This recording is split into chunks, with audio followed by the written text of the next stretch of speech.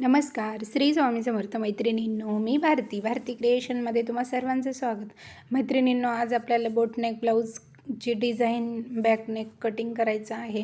तर तुम्ही बघू शकता ही डिझाईन आपण बोटनेकची केलेली आहे. तर आपली कटिंग आणि स्टिचिंग या डिझाईनची बघूयात. तर बघा, आपण हे फॅब्रिक घेतलेलं आहे आणि मागचा भाग आपण कट केलेला आहे. तर आपण त्याची मापे बघूयात. तर पूर्ण उंची ब्लाऊजची 14 आहे, त्यात आपण अर्धा इंच घेतलेला आहे. तर 36 इंचाची छाती आहे.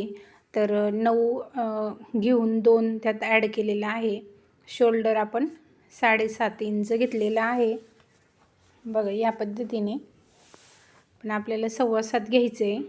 तर थोडंसं आपल्याकडून जास्त झालं होतं, आपण ते कट करून घेणार आहोत. आपण गळा रुंदी पाठीमागच्या गळ्याची तर 4 इंच घेतलेली आहे आणि 3.5 आणि 4चा असा या पद्धतीने आपण चौकोन केलेला आहे. तर मागच्या गळ्याची आकार देताना आपण त्या कोनातून 1.5 इंच घेतलेला आहे. बोटनेकचा आपल्याला आकार द्यायचा आहे याकरता. तर बघा या पद्धतीने आपण गळ्याचा आकार दिलेला आहे. बोटनेकच्या वरच्या आपल्याला मेन डिझाईनची बॅकनेकची आता मार्किंग करायची आहे. आपण खालच्या बाजूने 4 इंच घेतलेले आहे. आपल्याला या पद्धतीने डिझाईन करायचे आहे. आपण आखून घेतलेलं आहे असं, आणि हे कट करून घ्यायचं आहे आपल्याला. बघा, अगोदर आपण वरचा गळा म्हणजे कट करणार आहोत बोटनेकचा, आणि नंतर खालची डिझाईन. तर ज्या पद्धतीने आपण खडूचं मार्किंग केलेलं आहे त्या खडूच्या मार्किंगवरच आपण कट करायचं आहे. पोटली बटन लावून तयार करायची आपल्याला ही डिझाईन. त्यामुळे आपण या पद्धतीने बघा, असा जास्त रुंद पण नाही, बरोबर गळ्याची आणि खालच्या गळ्याची रुंदी आपण 3.5 इंच घेतलेली आहे. आणि वरचा जो बोटनेकचा आकार आहे आपण देतोय बोटचा वरचा, तर तो 4चा दिलेला आहे. आपण गळा रुंदी त्याची 4 घेतलेली आहे. बघा या पद्धतीने आपल्या अस्तरची कटिंग झालेली आहे. आपण पोटली बनवून घ्यायची, कारण की पोटली बनवायला वेळ लागतो, म्हणून मी बघा या पोटली अगोदरच बनवून घेतलेल्या होत्या. आपल्या मेन फॅब्रिकवरती जे थर्माकॉलचे बॉल येतात मी त्याचीच पोटली बनवते वेळ नसल्यामुळे. आणि कॉटनने पण तयार करता येतात. छोटे छोटे काप करायचे कॉटनचे, आणि 3 बाय 3चा कपडा घेऊन त्यात आपण सेम फॅब्रिकने गुंडाळून घ्यायचं गोल गोल, तर पोटली तयार होतात. तर पण मी थर्माकॉलच्या बॉलचीच पोटली बनवलेली आहे. इथे बघा, मला अंडरग्राऊंड ही पोटली टाकायची आहे, त्यामुळे मी अस्तरवरच जोडणार आहे. तर आपण वरती पण गळ्याला टाकू शकतो, पण या पद्धतीने जर आपण पोटली टाकली आतल्या बाजूने तर खूप सोपी आणि सिंपल आणि पटकन होणारी ही डिझाईन आहे. तर बघा, आपण आता अस्तरवरती पोटली एक एक या पद्धतीने जोडून घ्यायची आहे. आणि सिंगल दाबवरही ही पोटली जोडायला येते. आणि बघा, थोडीशी आपली थर्माकॉलची बॉलची असल्यामुळे आपण थोडीशी दाबून घ्यायची ती जोडताना, आणि मग पोटली लावायची आहे. बघा, अस्तरवरती 1.5 इंचाच्या अंतरावरती मी बरोबर त्या डिझाईनवरती जशी आहे तशी कस्टमरने दिलेली कस्टमाइज डिझाईन करत आहे मी ही कस्टमरच्या आवडची. मग या पद्धतीने मी वरच्या आपल्या बोटनेकच्या गळ्याला एक एक पोटली लावून घेत आहे.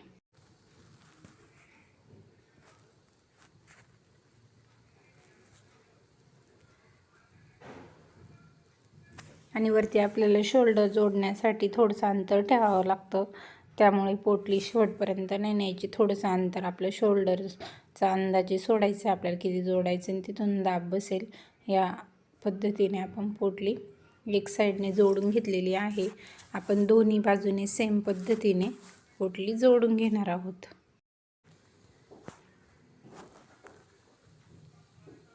बघा, वरच्या बाजूची आपल्याला पोटली जोडून झाली आहे.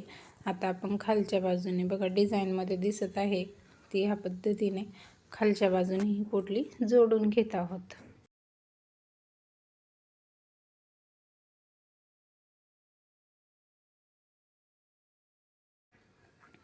दोन्ही बाजूने आपल्या पोटल्या जोडून घ्यायच्या आहे.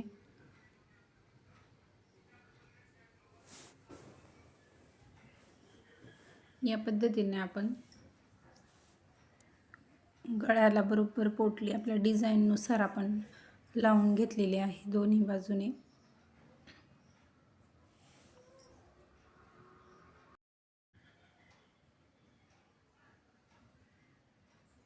बघा अशा आपल्या पोटल्या लावून झालेल्या आहे आणि जो एक्स्ट्राचा जो पोटलीचा जो कपडा आहे तो आपण कट करून घ्यायचा आहे. सर्व पोटलीचा कपडा इथे लक्षात ठेवायचं आहे, आपला अस्तरचा कपडा कापला गेला नाही पाहिजे, फक्त पोटलीचा जो एक्स्ट्रा जो कपडा आहे तोच कापला गेला पाहिजे.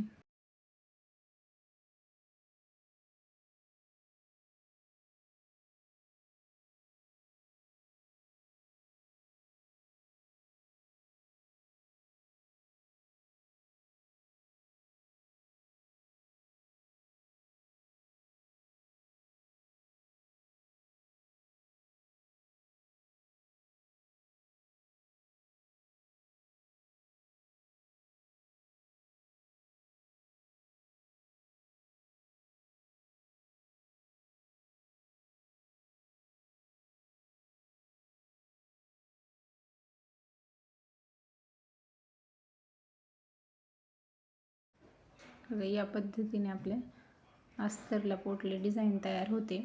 नंतर आपण आता हे मेन फॅब्रिकला जोडून घ्यायचं आहे अस्तर. आपण लक्ष ठेवायचं इथं अंडरग्राऊंड पोटली येण्याकरता अस्तरला अगोदर जोडून घ्यायची आहे आणि नंतर आपण मेन फॅब्रिकवरती अस्तर जोडणार आहोत. आणि जर पोटली अस्तरचा कपडा मेन फॅब्रिकवर लावून जर पोटली लावली तर ते खूप म्हणजे नाही का आतल्या बाजूने फिनिशिंग व्यवस्थित येत नाही. त्यामुळे मी अशाच पद्धतीने अंडरग्राऊंड पोटलीची डिझाईन बनवत असते. तर आता आपल्याला मेन फॅब्रिकवर लावण्यासाठी इथे टाचण्यांचा वापर जरूर करा मैत्रिणींनो, कारण की टाचण्या जर लावल्या नाही तर पोटलीची डिझाईन असल्यामुळे पोटलीचं ते उंच भाग येतो आणि मग इकडे तिकडे किंवा सरकतो कपडा किंवा फुगा पण येऊ शकतो. त्यामुळे टाचण्यांचा वापर जरूर करावा. इथं आपण गळा सर्व बाजूने शिवून घेणार आहोत आणि गळ्यासाठी आपल्याला इथे नॉड लावायची आहे, त्यामुळे तिथे थोडीशी स्पेस राहिली पाहिजे म्हणून आपण इथे बघा व्हिडिओ दाखवल्याप्रमाणेच आपण मशीनचा दाब फिरवायचा आहे. इथे मी सिंगल दाबचा वापर केलेला आहे जेणेकरून आपलं गळ्याची फिनिशिंग व्यवस्थित येईल. या पद्धतीने बरोबर गळ्याला सर्व बाजूनी स्टिच करून घेणार आहोत.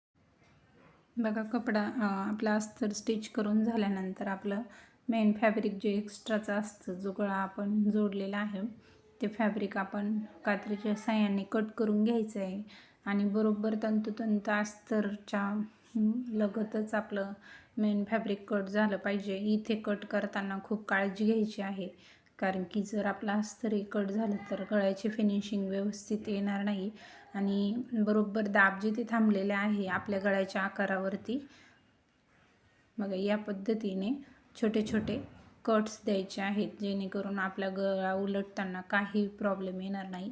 आणि जिथे गोलाकार भाग आहे आपल्या बोटनेकच्या गळ्याचा तेथेही आपण छोटे छोटे कट्स देऊन घेणार आहोत. आणि या पद्धतीने गळा आपण उलटून घ्यायचा आहे आणि जिथे आपल्याला नॉड लावायची आहे तिथे टोक अगदी व्यवस्थित आले पाहिजे, म्हणजे जास्त जाड नाही का, बरोबर टोक व्यवस्थित काढता आलं पाहिजे. याकरता आपण स्क्रूड्रायव्हर किंवा टोकदार पेन ची रिफिल वगैरे आहे ना त्याचा आपण यूज करू शकतो इथे. आणि बघा वरून दाबटीप देऊन घ्यायची आहे आपल्या संपूर्ण गळ्याला.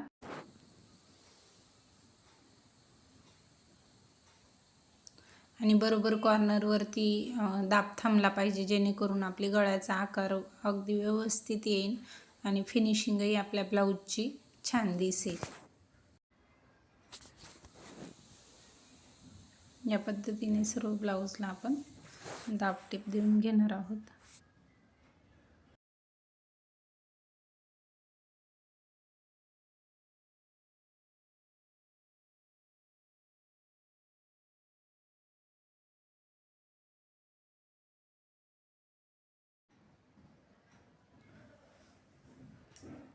गळ्याला दाबटीप देऊन झाल्यानंतर आपण सर्व बाजूने अस्तर आपण जसं जोडतो त्या पद्धतीने आपण सर्व अस्तर सर्व बाजूने ब्लाऊजला जोडून घ्यायचा आहे. आणि एक्स्ट्राचा जो भाग आहे आपला मेन फॅब्रिकचा अस्तरच्या व्यतिरिक्त तो आपण कट करून घ्यायचा आहे. आणि आपल्याला इथे नॉड लावायचे आहे तर आपण नॉड बनवून घेणार आहोत. बघा या पद्धतीने आपल्या ब्लाऊजचा फायनल लुक